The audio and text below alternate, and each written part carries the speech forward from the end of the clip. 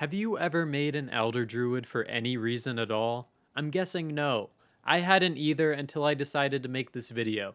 In doing so, I got to take a good look at this set and all the issues with it. First of all, it's a melee druid set.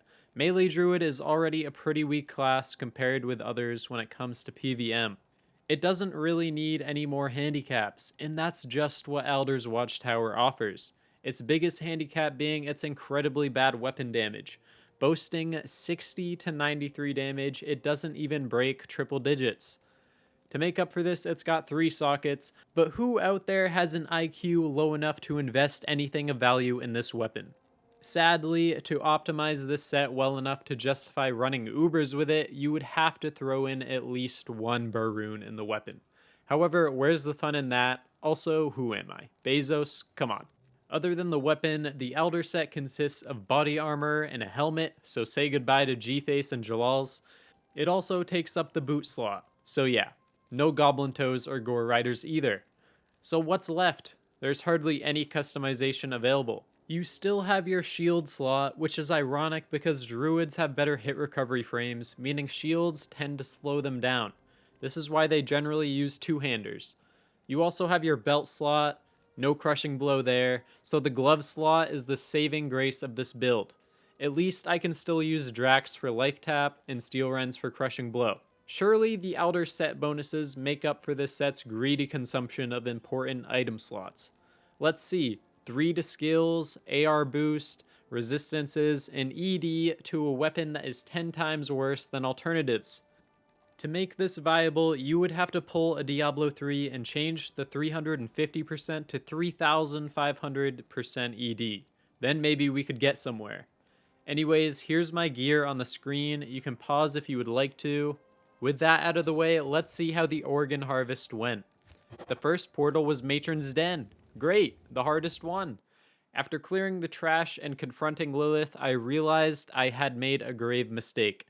She was out healing any damage I did, and the only way I could prevent her from regenning life was to apply open wounds. The only source of open wounds I had at this point was from my gloves, so I couldn't really justify using Steel Rend, so no crushing blow.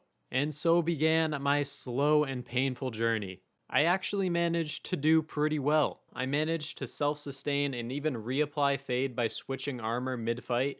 However, I made one fatal flaw.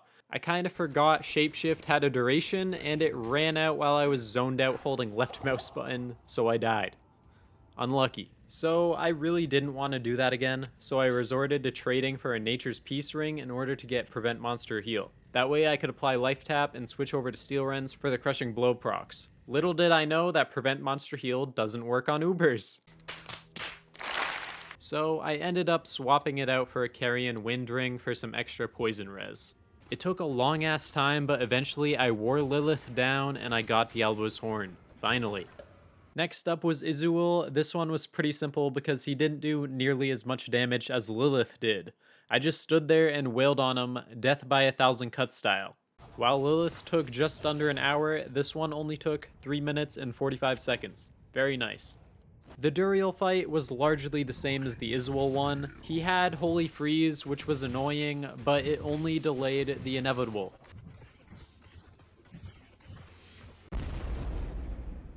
The Durial Fight lasted just over 7 minutes, so not terrible either. After defeating the lesser evils and Izul, I figured it would be best to throw an rune in my weapon for open wounds, in the case that I need to use Steel Rends for crushing blow. But I really didn't want to resort to that because I had already gotten this far without using crushing blow at all, and it would be pretty godly if I could do Ubers on an Aldur Druid without using crushing blow. I went at it for a good hour, and yeah, it wasn't happening. This was one of my best attempts, but eventually either Fade ran out, Life Tap didn't proc, and once both of those things happened, it was over. But anyways, enough was enough. My brain cells got off their lunch break, and I put the Steel Rends to use. Night and day difference. I still took one last L though. Life Tap just didn't want to proc, so guess I'll just die. After that though, it was smooth sailing. Goodbye and good riddance.